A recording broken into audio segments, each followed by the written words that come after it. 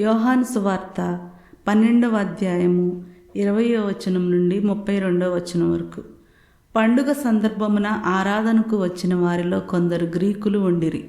వారు గలిలియాలోని బెత్సయిదా నివాసియగు ఫిలిప్పున వెళ్ళి అతనితో, అయ్యా, మేము యేసును చూడగోరుచున్నాము అనిరి.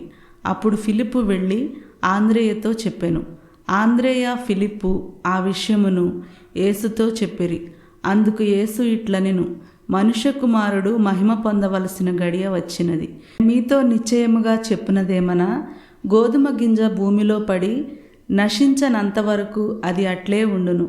కానీ అది నశించిన ఎడల విస్తారముగా ఫలించును.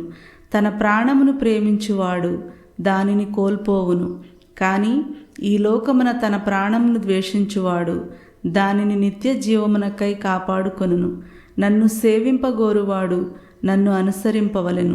అప్పుడు నేను ఉన్న చోటుననే నా సేవకుడును ఉండును. ఎవడైనను నన్ను సేవించిన ఎడల వానిని నా తండ్రి గౌరవించును. ఇప్పుడు నా ఆత్మ కలవరపడుచున్నది. నేనేమి చెప్పను? ఓ తండ్రి, ఈ గడియ నుండి నన్ను కాపాడుము. లేదు, నేను వచ్చినది ఈ గడియ నిమిత్తమే కదా. ఓ తండ్రి, నీ నామమును మహిమపరపుము అనెను. అంతటా ఆకాశము నుండి ఒక స్వరము ఇట్లు వినిపించెను, నేను దానిని మహిమపరచితిని, మరలా మహిమపరచెదను. అక్కడ ఉన్న జనసమూహము అది విని మేఘము గర్జించినది అనిరి.